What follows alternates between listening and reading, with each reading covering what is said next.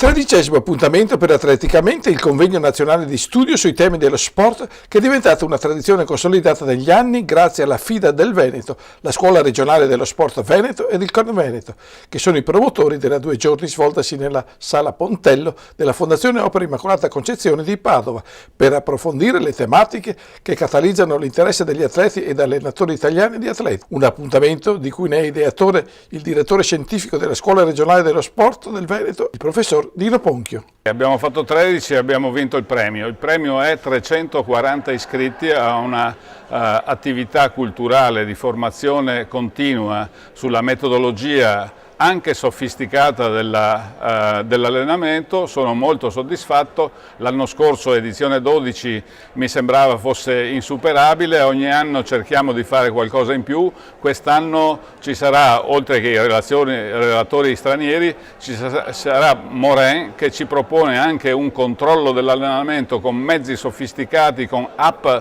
nuove e appena collaudate, utilizzabili direttamente in campo. Faremo anche un'attività di palestra. Più grande è che abbiamo deciso di continuare questa collaborazione e sinergia tra Federazione Italiana di Atletica Leggera Centro Studi e CONI Regionale Scuola dello Sport, che produrrà anche in futuro grandi risultati. 13ª edizione di Atleticamente che ha visto il record di presenze con 340 partecipanti che hanno riempito le 2 sale del convegno, che ha incentrato i lavori sul tema scelto quest'anno dai promotori, a Tokyo 2020 passando per Londra, che hanno portato a Padova relatori di fama internazionale del grande pianeta dello sport nella 2 giorni del convegno. Un convegno molto importante perché vuole dare un messaggio positivo, cioè nel senso che abbiamo bisogno indispensabile in Italia di costruire dirigenti e tecnici sempre più preparati, perché lo sport è culturalmente una disciplina importante in Italia per far crescere i nostri ragazzi. Come si è detto in questa occasione, qualcuno va alle Olimpiadi, qualcuno vince i mondiali, ma sono milioni di ragazzi che con lo sport crescono uomini e donne molto importanti. Quindi avere tecnici e dirigenti preparati credo che sia indispensabile.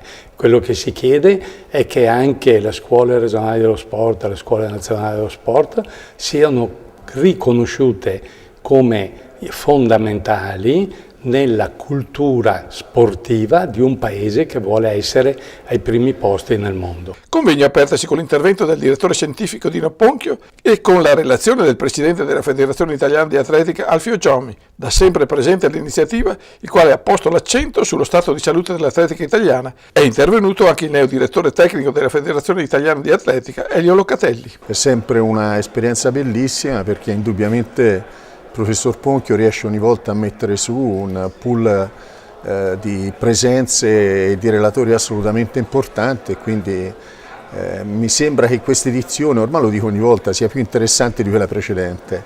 Vediamo se sarà così. L'atletica ha la fortuna di essere uno sport universale che riesce comunque sia ad essere attuale in tutti i tempi. È chiaro che oggi la società è profondamente cambiata, non è quella di 50 anni fa, e quindi le situazioni sono contestualmente diverse. Nel nostro paese in particolare ormai l'assenza dello sport nella scuola significa per l'atletica un vulnus non da poco, perché l'atletica è comunque, essendo proprio la disciplina universale, quella che attraverso la scuola aveva la possibilità di proporsi come nessun'altra. Sono qui Atleticamente per fare quello che si chiama debriefing, cioè un'analisi dei risultati di Londra, dei campionati del mondo di quest'anno, e anche per chiarire alcuni aspetti che, diciamo, se uno guarda soltanto le medaglie non sono sufficienti per giudicare quello che è, diciamo, la salute dell'atletica italiana. È una salute che da cagionevole cerchiamo di migliorarla.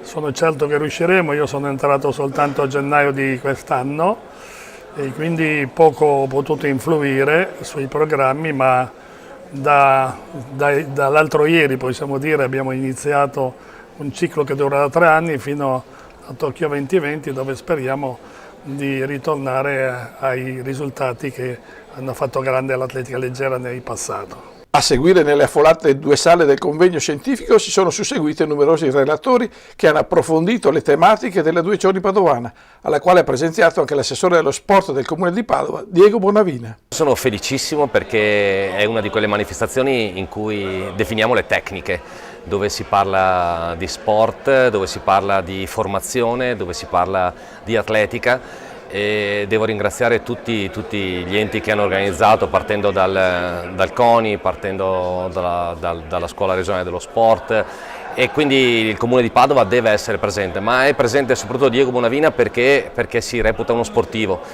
E quando si parla di educazione allo sport credo che questi convegni siano fondamentali. Una 2 giorni quanto mai proficua che ha anche messo in luce tra l'altro le esperienze applicate dell'illustre esperto in materia, il francese Jean-Benoît Morin, dell'Università di Nizza sulle metodologie della teoria e della pratica all'insegna del laboratorio in tasca e del tutto sotto controllo scientifico nell'allenamento degli atleti.